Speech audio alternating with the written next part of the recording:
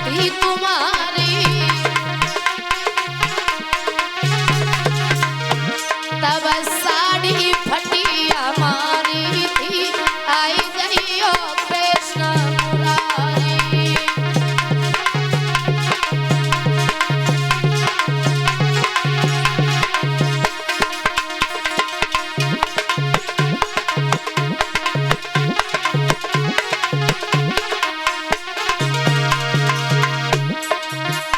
मेरी सुमन भी है साड़ी रे, आई गई हो कृष्ण मुरारी। मेरी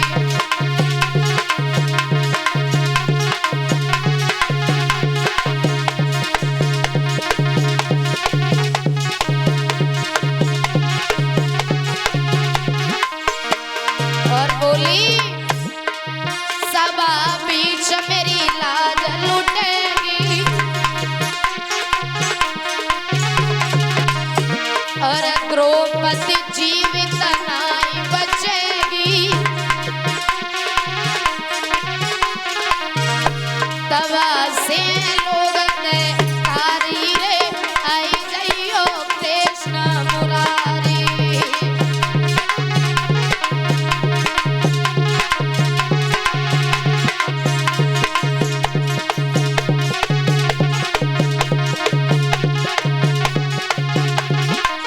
और कहती है द्रौपदी, अरे फिर का करियो कृष्ण कन्हैया, और मंगलधार में डूबी गई नैया। तब घट गई शान तुम्हारी रे, आई जइयो कृष्ण मुरारी।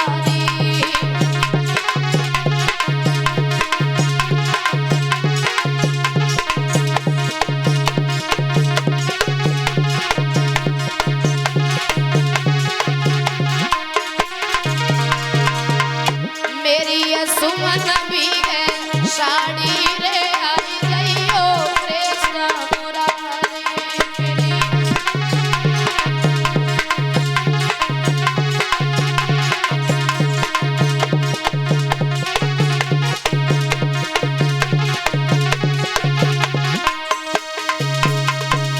रोने लगी है द्रौपदी, आवाज लगाती और एक बात कहती है, कृष्ण अगर ये नाव मझधार में डूब गई और धोखे से भी ये स्तन से ये साड़ी खिंच गई तो कन्हैया, वो कहते हैं कि जब एक बहन बेटी की इज्जत जाती है ना तो पहला नंबर एक भाई का आता है, उसके बाद बहन के ऊपर उंगली उठती है।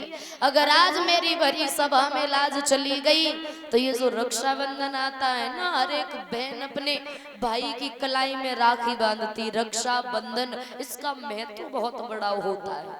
रक्षाबंधन का मतलब होता है वो जो राखी होती है एक धागा, वो धागा नहीं बल्कि दोनों भाई बहनों का एक बड़ा अनोखा, बड़ा निराला और बड़ा सुंदर प्यार होता है। उसमें कहते हैं कि दुनिया का सबसे पवित्र रिश्ता भाई और बहन का होता है। कृष्ण अगर आज मेरी लाज चली गई तो ये दुनिया वाले कभी तुम पर भरोसा नहीं करेंगे। रोने लगी द्रौपदी, दोनों हाथ ऊपर उठाती है, कन्हैया आ जाओ कृष्ण, कब आओगे, ये दुष्ट हमें नगिन कर रहा है। अंत में आकर के द्रौपदी ने अपनी हिम्मत को तोड़ा, आवाज लगाई और रो के एक बात कही है, भैया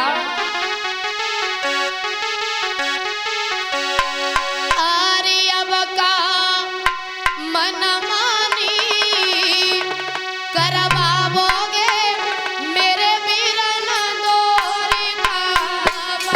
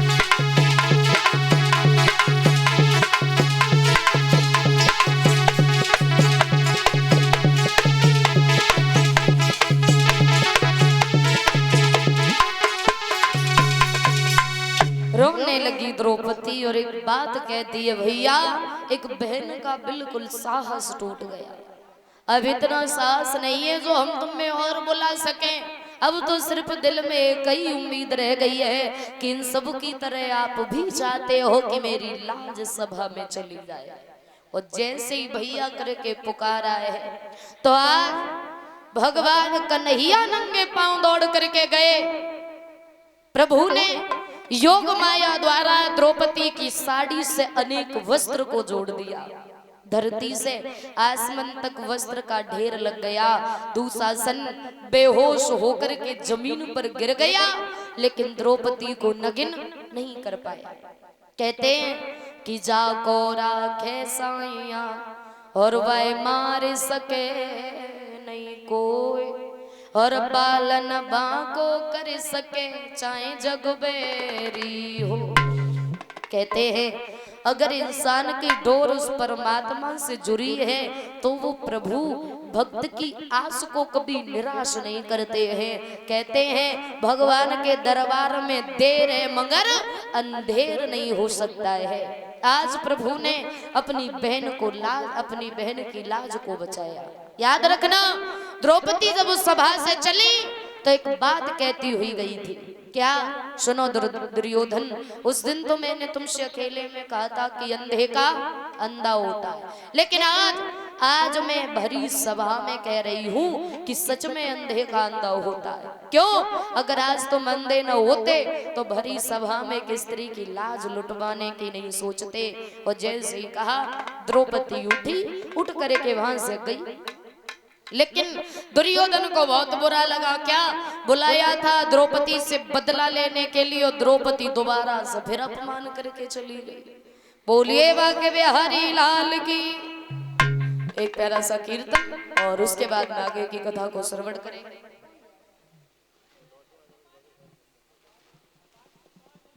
कितने बड़े सहन मिलते हैं जेना गई थी दीवाल घड़ी का सहन लेके।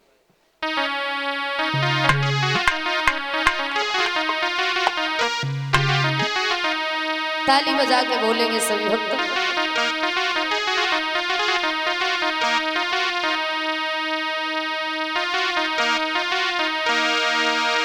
आरी में तयुंगल